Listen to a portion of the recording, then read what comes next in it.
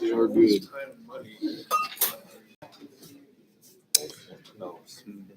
Well, it still says 6:59 on the clock.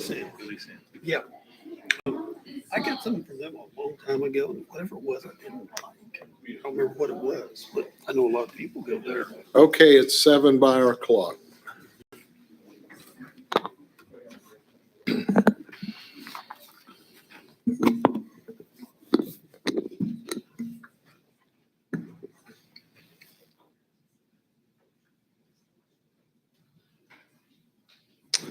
Good evening. I'd like to call our meeting to order Monday, July 3rd, 2023. If you'd all stand with me and do the Pledge of Allegiance.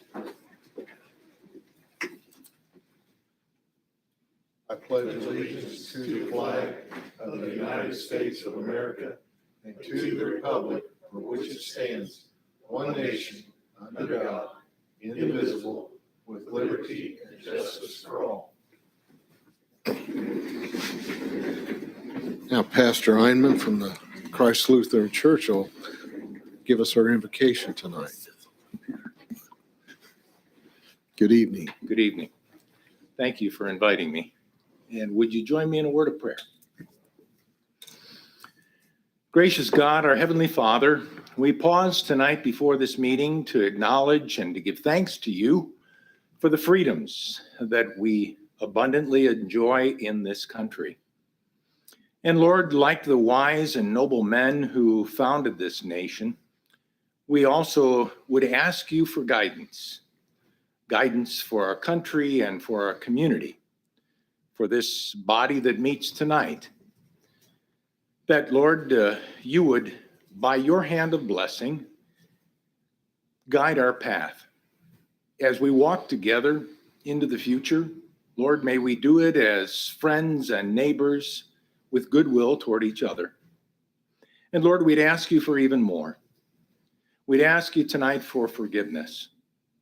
We'd ask you for your forgiveness of our, at times, self-indulgence, our lack of compassion for those who are in need, who are our neighbors. We ask your forgiveness for our ignorance at times of your will and your commands, or the outright rejection of them. We ask your forgiveness in the name of the one who has also given his life that we might be free from our sins and free from condemnation, even your Son, Jesus Christ, our Savior. In his name, we give you thanks and praise for all you bless us with. Amen. Amen. Amen. Amen. Thank you. Have a good evening. Let's look at our minutes from the last meeting and the last work session.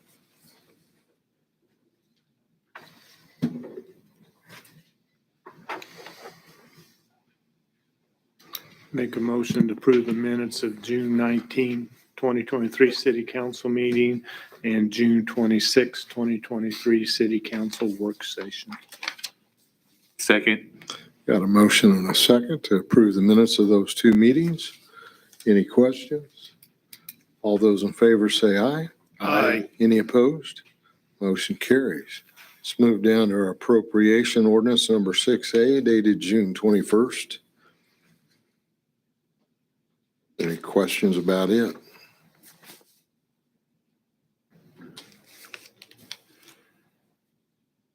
Make a motion for approval of ordinance 6A. Do I hear a second? Second. Got a motion and a second to approve Appropriation Ordinance number 6A. Any questions about it? All those in favor say aye. Aye. Any opposed? Motion carries. Moves us down to our visitor section. We have Brooke Ponce and Kristey Williams here to give us some ideas about how they're doing with the playground and fundraising at Shryock Park. Staff. Yes, Mayor Council, I'll do a real quick introduction just to let you know that Brooke and Kristey both have appeared in front of the park board and made a pitch to kind of take the lead in a grassroots effort regarding our playground up in Shryock Park. And so they're here tonight to pitch the plan to you all, but that is with the park board's support. And we have obviously talked about that playground numerous times during our budgeting session. So this is a continuation of that conversation. With that, I'll turn it over to Kristey and Brooke. Thank you, Josh, and thank you, Mayor Rawlings. We appreciate being here, and we wanted this opportunity to just take a few minutes and formally make our request. We know that you're very familiar with this project. You had plans last year if the low grant had gone through.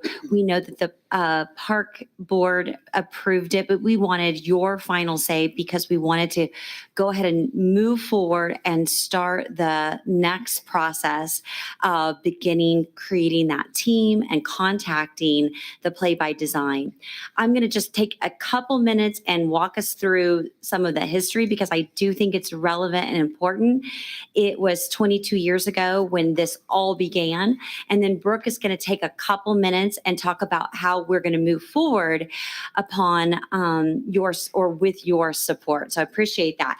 So as we shared with the Play Park, or as we shared with the park committee, it was on July 20th in 2001, that's me 22 years ago, presenting to the park board in which they gave us our blessing and we promised we would raise all of the money for it. Right here on August 8th, 2001, we had our kickoff committee meeting where we invited everybody from the public to come, and we tried to fill all of these positions and schedule all of the things that were necessary to start planning for that park. And so that's why we're here today, is so that we can meet that deadline as well and start moving forward that. I know that one of your council member is gone today, but I had to show you, here he is right here.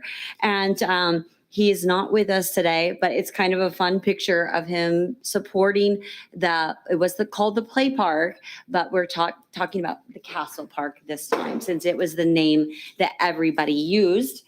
Also, one of the things that we're going to be doing is in our efforts, it's not just fundraising. It's not just volunteers. It is in-kind donations. And this shows you a list of all the different tools that we will have to borrow. And I think there's at least 50 hammers on here. And I always use that example because my hammer, one of the hammers we have at our house, still has masking tape on it and the number. We did not lose one single tool. And of course, you can't lose the giant crane that came in, but you can lose a lot of these things. And we didn't. Every single item went back. Volunteers, this was article said we need 2,000 volunteers. Well, we had 1,000 1 week prior, but we needed 2,000 more. Believe it or not, we got our 3,000 volunteers that built the play park in 6 days. I sometimes say 7 because the construction captains were there early and late, but in 6 days, 3 shifts, 150 people morning, 150 people at lunch, 300 in the evening, 3,000 people total built that play park. We fed them lunch, we fed them dinner, and we also provided them childcare. And so that's the kind of enterprise we're trying to do with our community. It's not just about building or putting a prefabricated playground. It's really about bringing our community together. And that's the most exciting thing about it.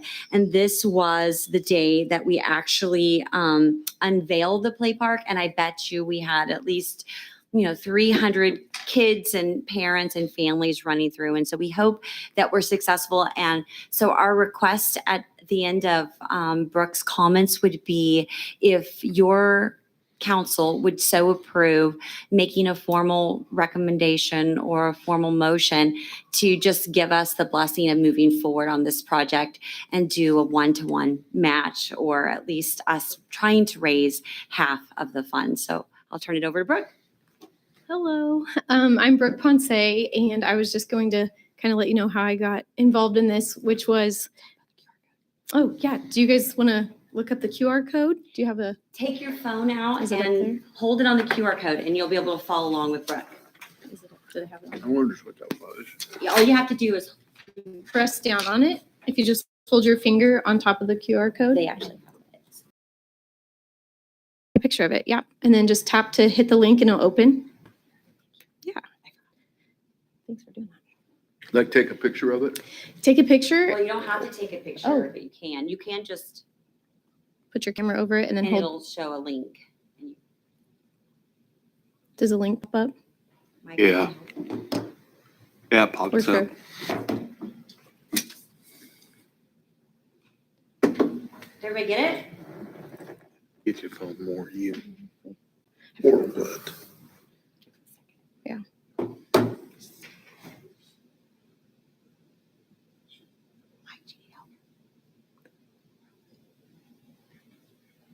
Do you want me to help you? Okay. I can listen. Did everyone get it, or does anybody else need some backup? Just go ahead. You Okay. can get it? No, my phone's got some kind of weird lock on it. Oh. Okay. Well, you can always take a picture or try it again later. Maybe it'll Yeah. work. But anyway, I'm Brooke Ponce. I had someone approach me and just say, hey, we thought you would maybe be a good person to start the fundraising of the Castle Park. And I was like, me? I'm just a stay-at-home mom for 11 years now. I don't know if I can do this, but let me reach out to someone at the city so I can not double, doing double efforts of this. So I reached out to Kip and said, hey, is this something you guys are working on? And he said, we want to, but it's not happening yet. We have other things that we need to accomplish. And so I said, okay, well, maybe I could do this. So I reached out to Kristey and just said, would you like maybe mentor me or help me along? And she said, I will help you. And then a couple other people just talked about how amazing an experience it was last time. And I just thought, okay, I'll try it, because I have 4 kids at home, 4 girls, 13 to 3, and we live out north. So we drive by the Castle Park every single day. And every day I hear, when's the Castle Park coming back? When's the Castle Park coming back? And that, as a mom, just made me think, yes, we need this. I'll do whatever it takes. So that's how I kind of got here. And I talked with Kristey and just have heard how amazing it was to do a community build and how it brought the town together, 3,000 people doing this, and other women I talked to said it was some of the best experiences of their life. And when I heard that, and they told me the timeline of they started essentially when we started a couple months ago talking about it, and then they were building by spring, I thought, yeah, I'll do this for my kids and for the kids of Augusta. This is a relatively short timeline, but I'm willing to give it my all so that my kids can maybe be playing on that playground by next summer. So anyway, we would just wanted to come to you guys and ask that you would provide half the funds, and then we will take on the rest. We're going to put a team together, a committee, delegate the tasks, and then get volunteers. We'll be happy to talk to the Play by Design people and come up with a design. Last time they talked to the kids, went to the elementary schools, really got the community excited. And I told Kristey, I said, I hate to say this, but you had the hard job last time of you had this vision that you had to help other people see. We've already seen it. We know what it is, and we all miss it. And so I think that this time it's going to be a lot more like everyone's just gonna be like, yes, let's do this. I'm in, because they know what we had and they're missing it, and the kids are missing it. So I think that's it. Basically, we're just here for your guys' vote of approval and encouragement and excitement behind this. And we're ready to tackle this project and get our kids back on the park. So thank you. Thank you. Thank you very much.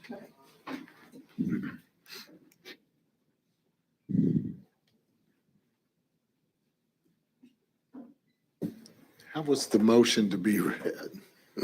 Yeah. Well, so Mayor and Council, we've discussed this at the budget work sessions, been planning it for a while. And as we'd indicated from some previous projects, we had some cash free up that is in the range of what you would need to provide the 50-50 match. So if you're willing to formally commit to that tonight, that cash balance that we have of the 300,000 as at least a 50-50 match on that playground, we can work and try to secure some other grant funding as well, maybe for surfacing or something. But if you're willing to commit that 300,000 cash and form that partnership with this grassroots group and let them take the lead on their other half fundraising, and then I think that's the nature of the motion to formally commit that funding towards the play park build. And again, this did go through the park board, and I put it on here as a visitor item. I probably should have formalized that a little bit more, but it was mainly for you to hear the presentation from the grassroots families that are wanting to work on it. I have a couple of questions. For this park project, is your design group going to make sure that we don't encounter the same problems as we had with the last park system? Yes. Yes. Short answer, yes. So if you remember what we were working on last year, we had actually gone after a Lowe's grant, and then we were planning on combining, we being the city, and combine that with some ARPA funding. And we had started a partnership with a company called Play by Design. So it's actually a spin-off company of the original one that worked on this one over here. But when they spun off, they took most of the experience and designers and everything with them.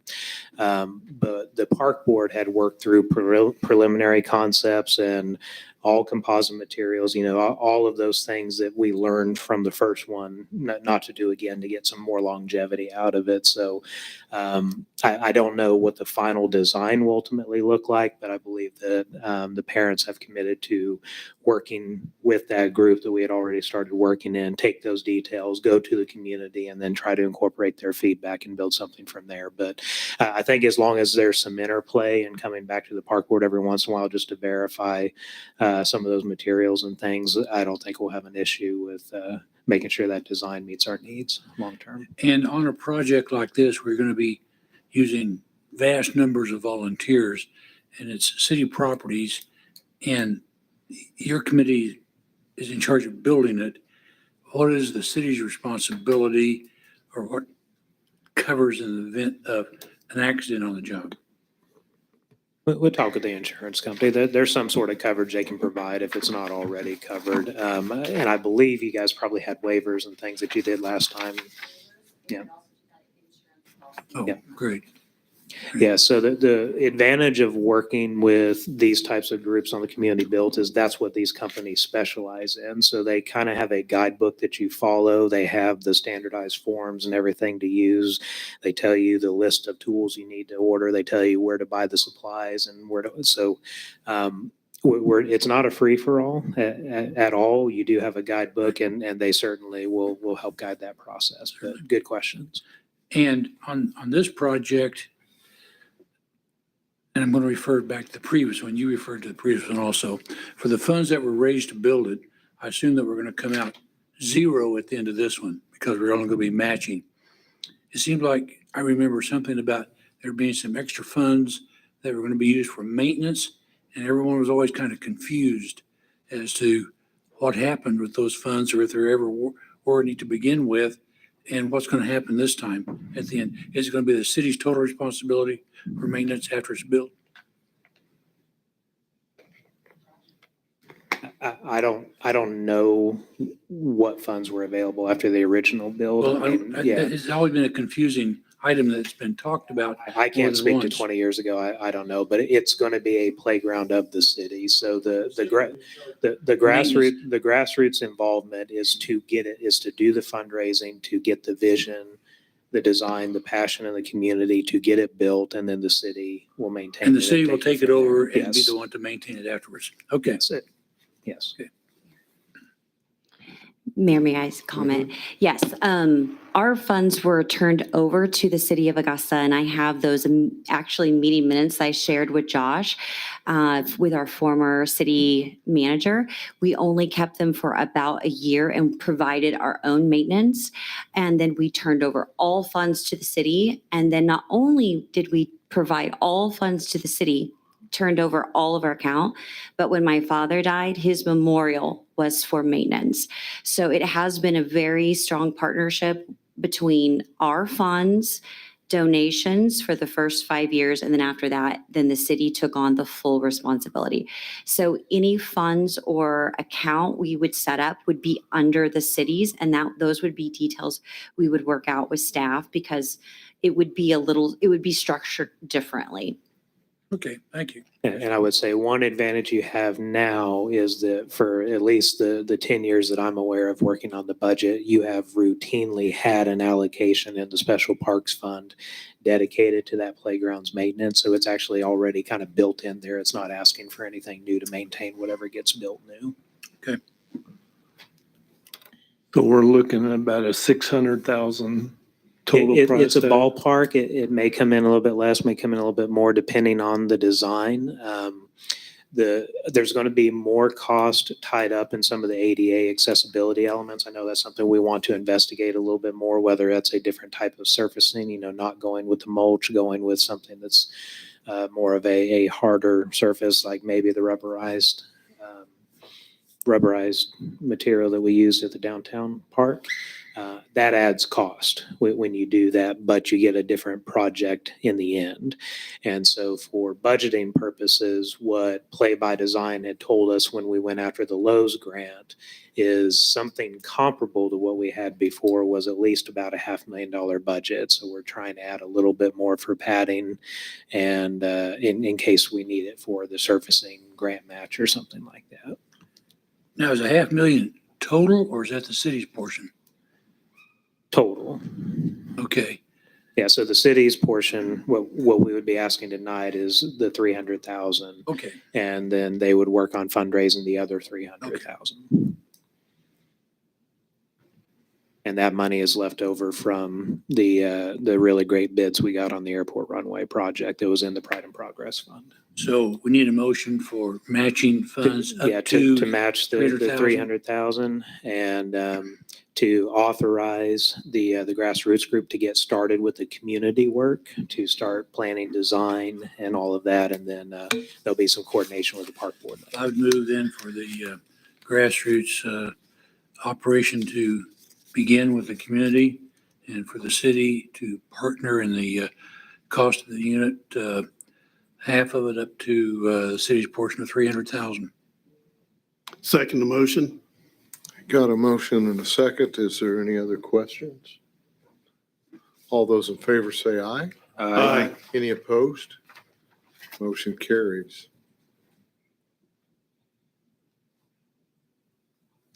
That's awesome, Kristey.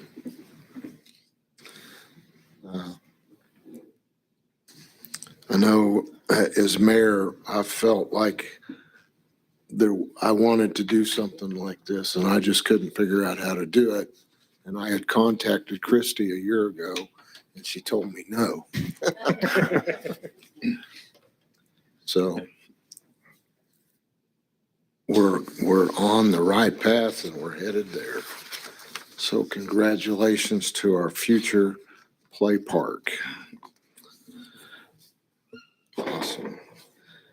Are there any other visitors here tonight that aren't already on the agenda? Oh, Mayor, could I ask one more thing? Yes. Is it still going to be called Castle Park? But all we just called it Castle Park, so we're thinking we'll go with the Castle Park, but then we could put a little, Be Castle Play Park, maybe? yeah. Okay, all right. Honor what it was. Yeah, and Mayor and Council, as you recall, we had talked about incorporating something to honor Brian's memory as well, and incorporate that into the playground bill. Yeah. Okay, so we'll figure out how we can best do that. Okay. Well, I believe the next item here is a presentation about the Santa Fe Lake Disc Golf Course. Staff?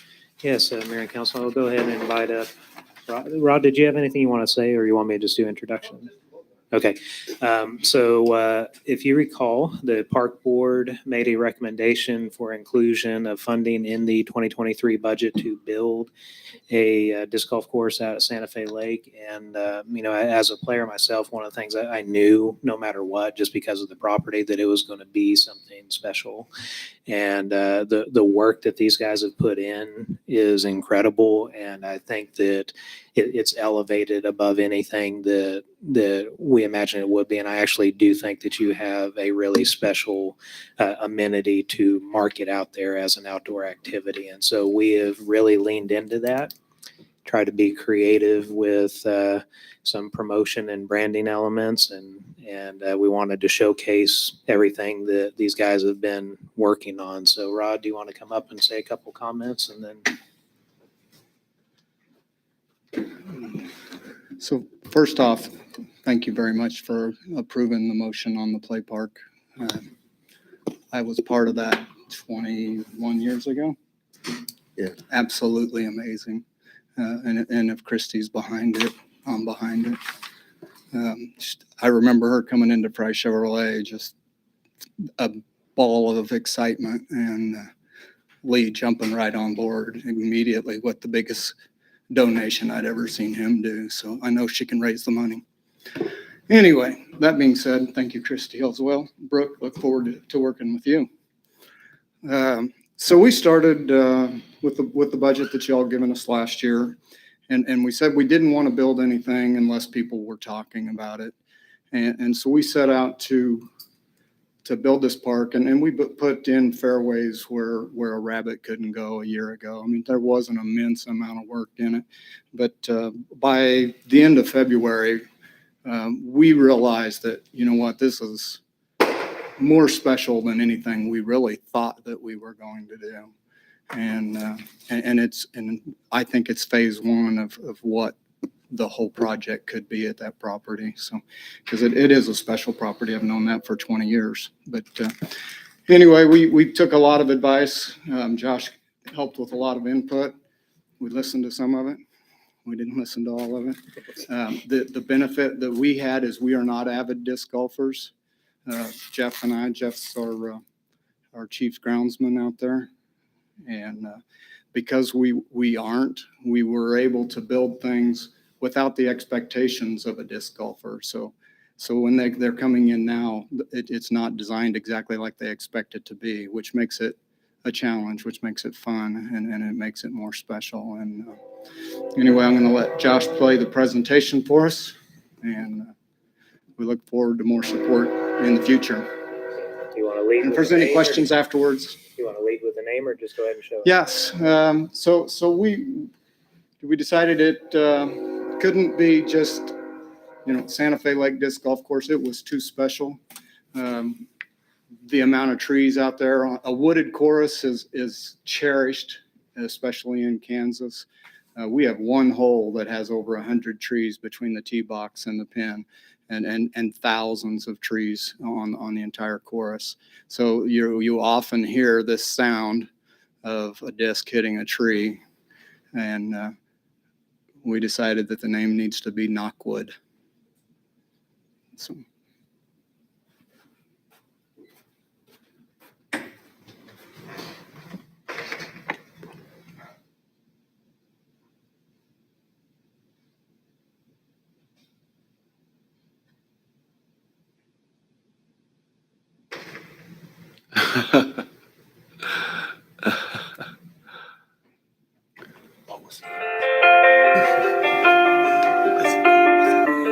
Our goal was never to build a beginner course.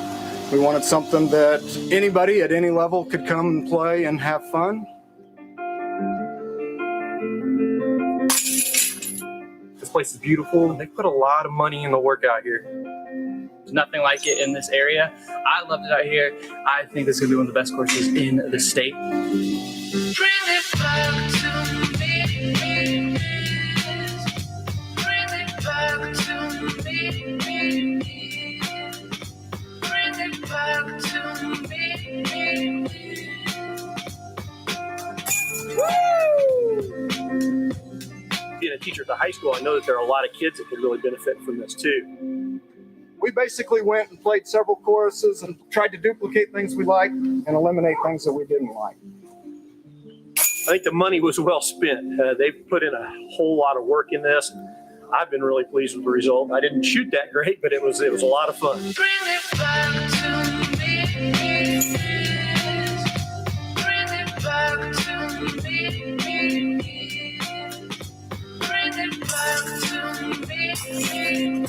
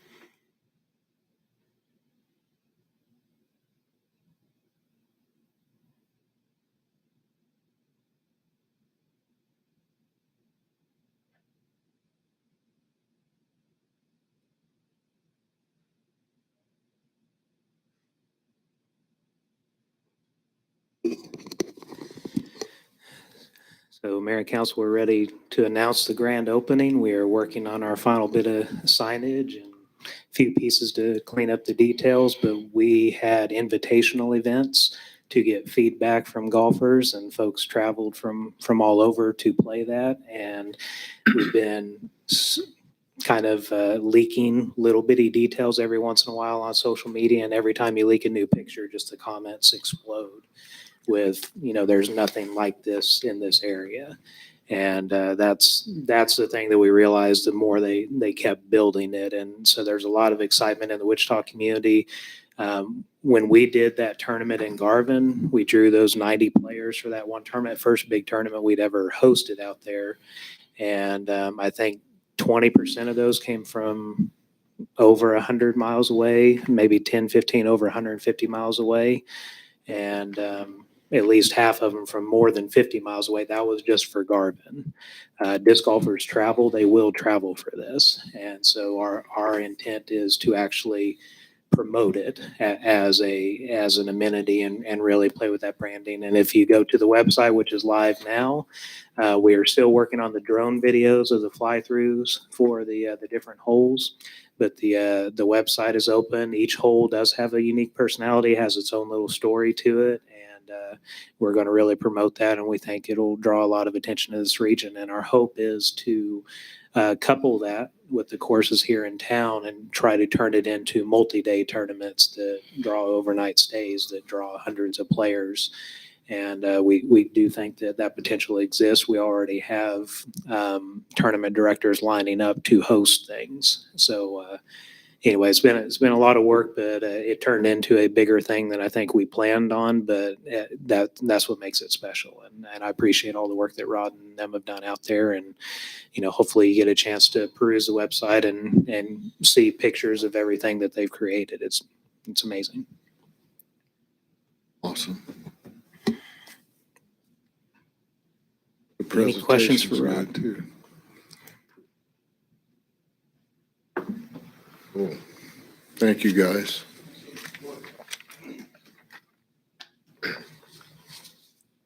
Better get your concession stand up and running. You gonna be busy tomorrow, Rob?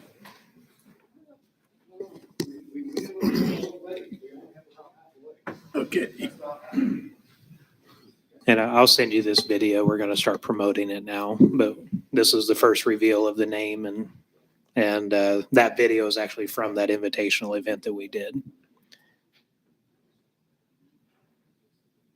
Okay, let's go down to our first item of business here. The Augusta Municipal Airport Runway Reconstruction and Extension Project Consultant Agreement Amendment Number 1. And I'll turn it over to staff. Yes, Mayor and Council, this item is a continuation of previous actions you've taken regarding the airport runway project. Olson is wrapping up their original scope, which was through the design process for us. And so they put together a proposal to carry on the construction administration, the bidding, all that sort of stuff. And then one of the things that we're supposed to do, or we're generally required to do with FAA projects, is get an independent fee analysis. It is a lot of money. So you have to, typically with FAA, you have to send that proposal off to an independent fee estimator or auditor, whatever you want to call them. And so they put together, based on the proposed scope, the hours, what they think an appropriate fee would be. And in this case, Olson's fee came in like 100 and whatever that number is, over 100,000, maybe 150,000 or something below what the independent fee auditor was. Generally, FAA would like to see a 10% gap. If it's more than 10%, they question it. And I think we got into like 10 to 15 range. So we had conversations with Olson just to verify. And they said they were good with that number and don't feel like that they missed anything. And they're really comfortable with proposing that.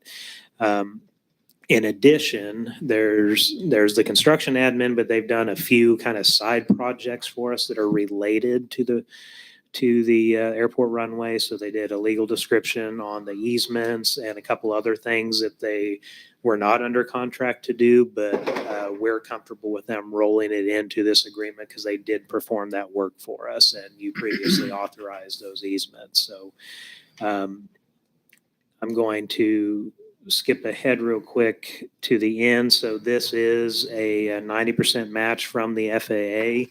If you add up the funding from the construction bid, the original design, and this number, we are within the original allotment, or in the ballpark of that original allotment that we had when we did the Pride and Progress bonding back in 2016. And we were really concerned the way that some of those estimates had gone in recent years that was not going to be the case. But because that construction bid came in so well, when you add these things up, we're back in the ballpark what we originally estimated, and that's what left that funding over for you to be able to utilize it on the play park. So based on the independent fee analysis, we feel comfortable with the scope as proposed and with the pricing that has been proposed as well. So staff would recommend approval of the consultant agreement amendment number 1. And just because I'm not perfectly clear on this, I would say, can we make it contingent on the FAA's approval of the grant and all that as well, because that is still being worked out, and that's the step that we took last time. So if you can add that to the end of the motion, that would be great.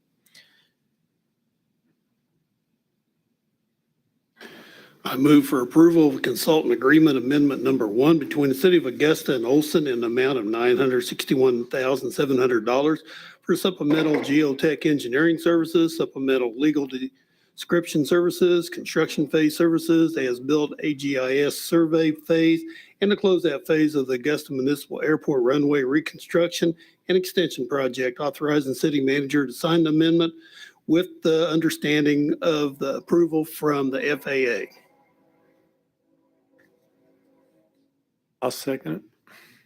Okay, you've got a motion and a second. Are there questions? All those in favor say aye. Aye. Any opposed? Motion carries.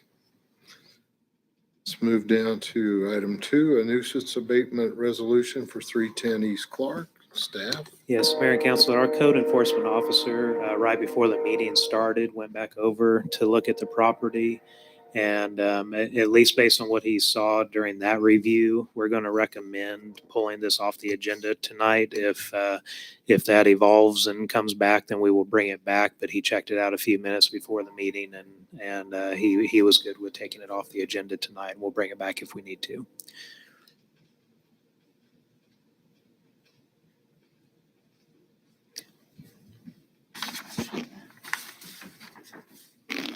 All right. Let's move on then. Ordinance, excuse me, I was reading an email from somebody with questions about the cemetery just now. Bizarre thing. Ordinance number 2223, amending zoning regulations, Article 5.7B3, accessory uses and structures.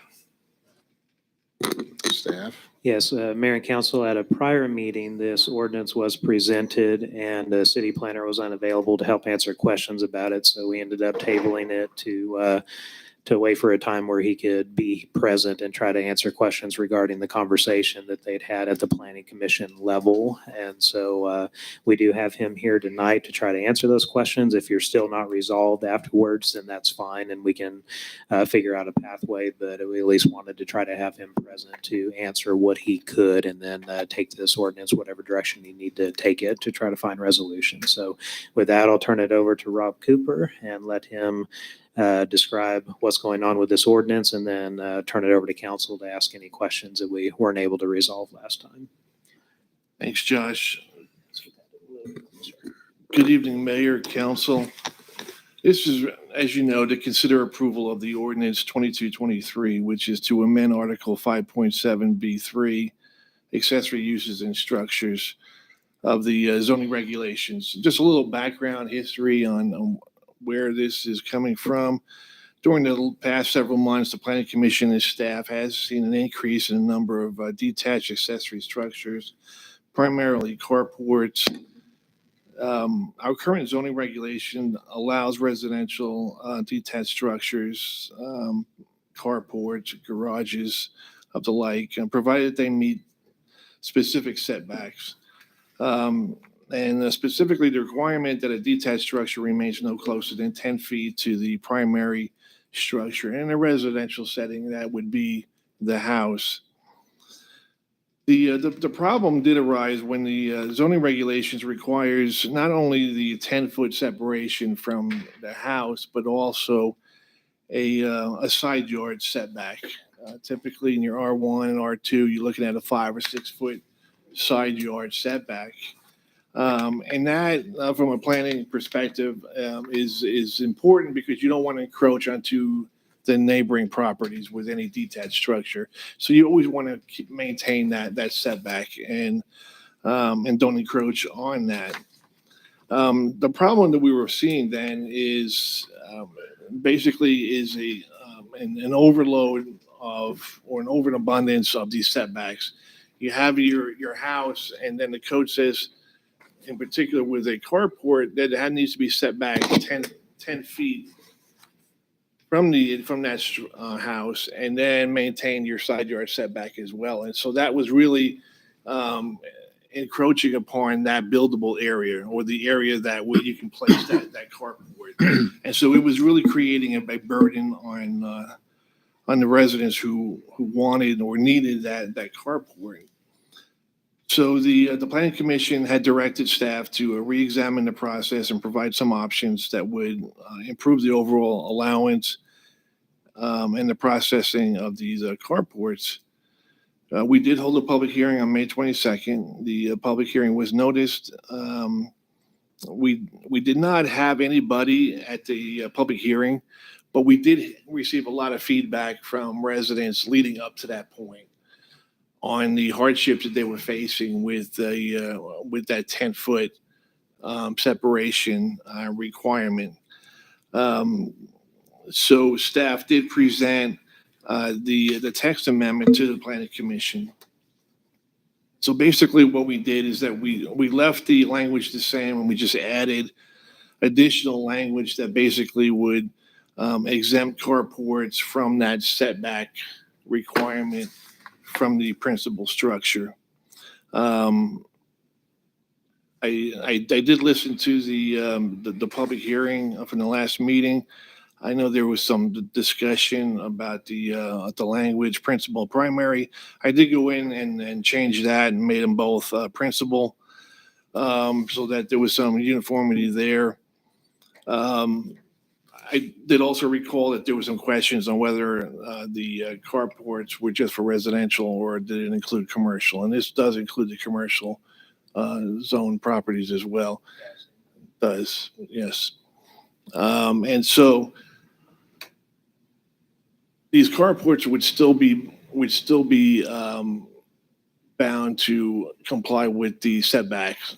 You still had the setback from the side yard. There was also the setback from another detached structure that may be in that location as well. So this is not, I don't want it to be perceived that we're basically giving it away, so to speak, that these carports are not being regulated. They are still being reviewed and regulated, and they still need to comply with those other setbacks. We just think that relieving that burden of that 10 foot from the house would provide them a greater opportunity to put a carport closer to the house. In a lot of cases, it's either an elderly person or a handicapped person that does need that carport to be closer to the house, rather than it being set back at least 10 feet. So with that, I'll be happy to answer any specific questions that the council has at this point, but we feel confident that we've reached a point now, after hearing some input from the residents who needed carports, that this would help them considerably But yet it would still allow the properties to maintain their integrity. We're not going to create a situation where properties will become overburdened or become unsightly or an eyesore. Certainly those considerations were kept in the forefront as we were debating this. So we feel that this is probably the best way that we can approach this, and I'll be happy to receive any feedback that you may have or any questions. Council? Rob, you said that you made some changes, but if I'm reading the copy that was given to us tonight, ordinance 2223, where you've added A underneath number 3. 3 reads principal structure, A reads primary structure. So why are those two not the same? I don't know what the copy you have. It's possible that we just have an older copy. So you're telling me that both are going to read principal or they're both going to read primary? Principal. Yeah, so council, Okay, so A will read principal structure. That's correct. yeah, so council, I think for comfort then, just make sure, because we may have an older attachment when we attach it to the agenda. So I think that if you would approve the ordinance with the language as presented in staff report, which has the consistency, I think you were looking for the principal, then we will make sure Okay, that. my next question is there a difference between a principal structure and a primary structure It's the one and the same. in all zoning ordinances? Yes. Okay. And then for the setback, these carports, this is going to apply for both commercial areas? Correct.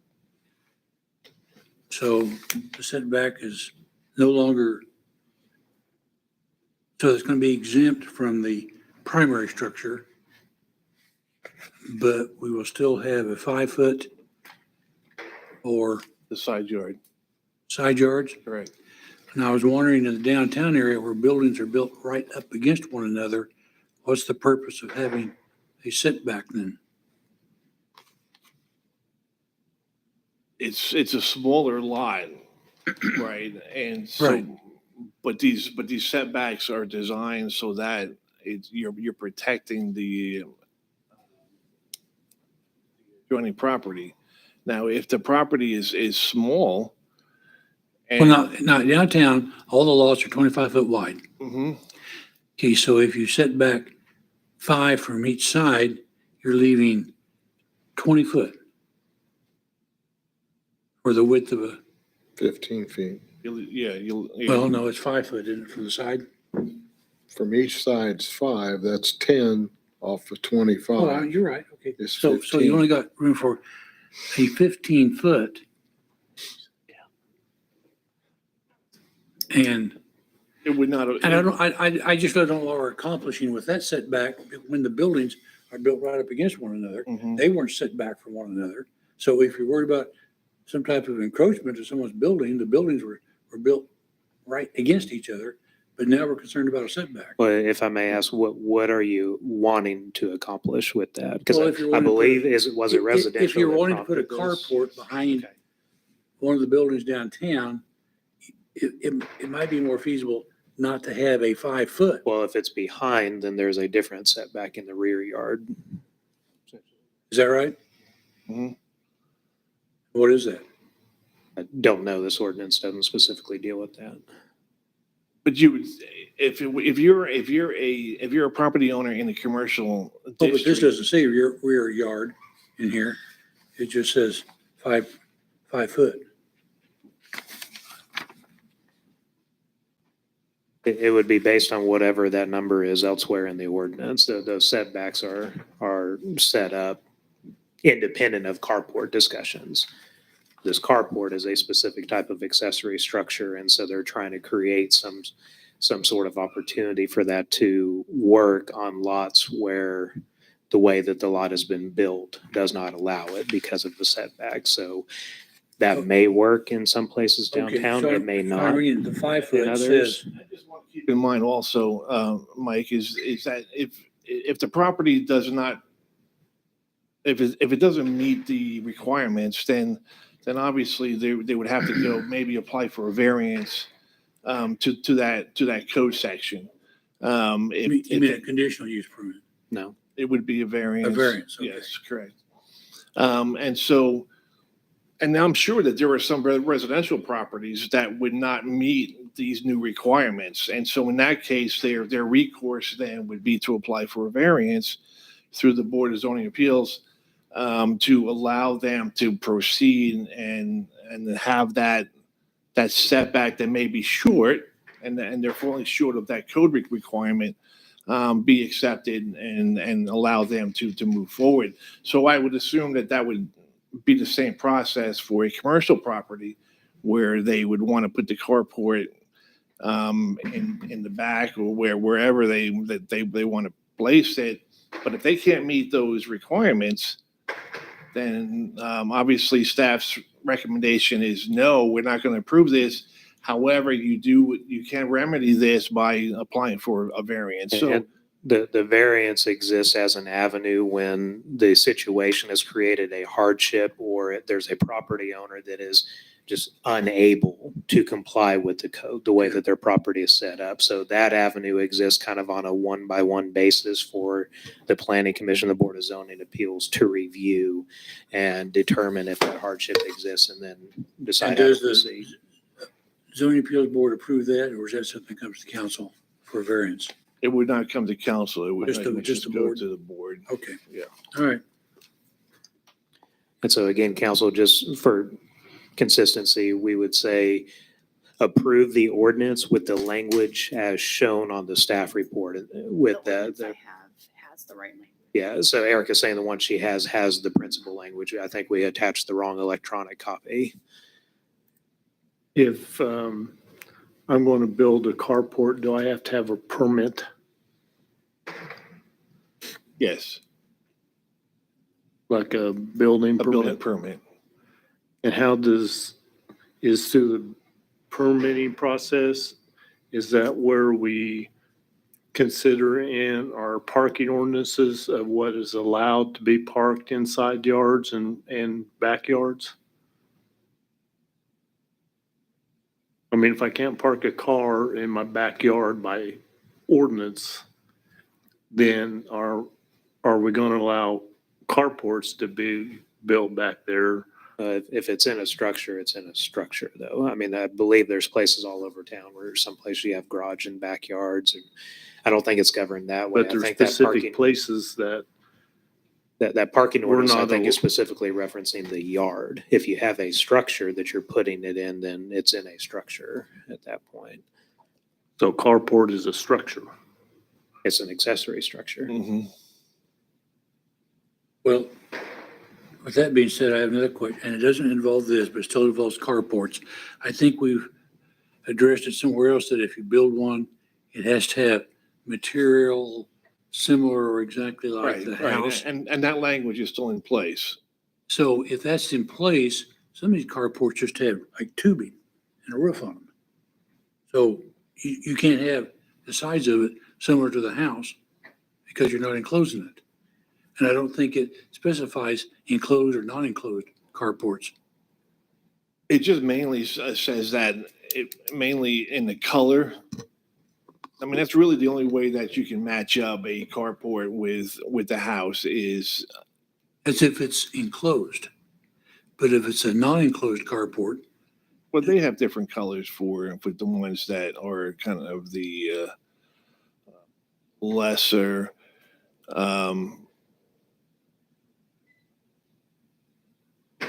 quality work. Yeah, right, more open. And so they do provide, I've seen some manufacturers of carports where they would provide an opportunity for you to change the color of it. Obviously, we may want to work on that language. Well, no, I'm In not- terms of. I mean, change the color of the pole that's holding up the roof? What are you asking us to do with it? I just thought we probably should have some language for if it's going to be an enclosed one or not, because otherwise the language requiring it to be the same color and type as the house, if you don't have an enclosed one, it's kind of. And that would be fine if you want us to look at that. It's just, it's not in this ordinance tonight. I understand, but we keep piecemealing these things all the time. I'd like to get more Well, it's about your at own. each shot Yeah, done. well, it's about your only option because the questions only come up on a piecemeal Okay. basis.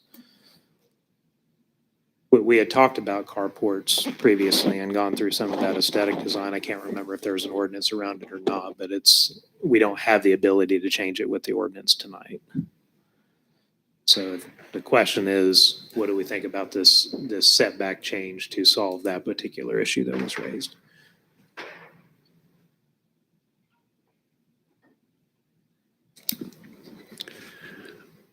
I move for approval of ordinance number 2223, amending Article 5.7B3, accessory use and structures of Augusta zoning regulation pertaining to residential carports as recommended by the Planning Commission. And as I understand, Erica, as reported in the staff report. Second. Got a motion and a second to approve this ordinance. Is there any other questions? All those in favor say aye. Aye. Any opposed? It's an ordinance. so Oh, maybe it's an That's right. ordinance. Okay, so You gotta Huddleston, vote it. What? it's a roll call, sorry. It's a roll call. Burke, Yes. Rivas, Yes. Bailey, Yes. Leffler, Yes. Martin. Yep. Motion carries. Yeah. Okay. Matters from and for council. Staff. Yes, Mayor and Council, our next off Monday is on the 10th. I wanted to see if we can schedule a budget work session. We do have a deadline coming up with the county to at least notify them on the mill levy revenue neutral rate side. So we're going to try to get done with that on the 10th. And if we need extra time, we may have to do another special meeting that week, or we could perhaps incorporate that on our regular meeting on the 17th, just because we have to give the county more notice than what our hearing process requires. So if you're available, I would like to try to get our next meeting on the 10th for budget. So moved. I'm good. Okay, we got a motion and a second. All those in favor say aye. Aye. Any opposed? Motion carries. So, Mr. Martin, do you have anything tonight? Nope. Mr. Leffler? No, sir. Mr. Bailey? No, sir. Erica, I sent you an email that I had just received. I'll talk to you afterwards. Mr. Rivas? Just a quick question for maybe Chief or somebody. I think Councilman Huddleston has brought this up, but looking through the Safety Department report, I'm only seeing one dog at large citation issued this year. Is that correct? Yes.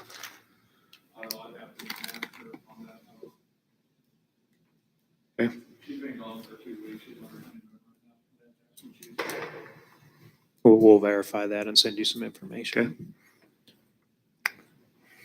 Anything else? No. Mr. Burke? Nothing, Mr. Mayor. Mr. Huddleston? Well, I'm going to bring it up one more time, and we seem to get put off all the time. But I was checking back through previous minutes, and Mr. Bailey, almost a year ago, started inquiring something about the animal control ordinance, which then brought up some other questions about it.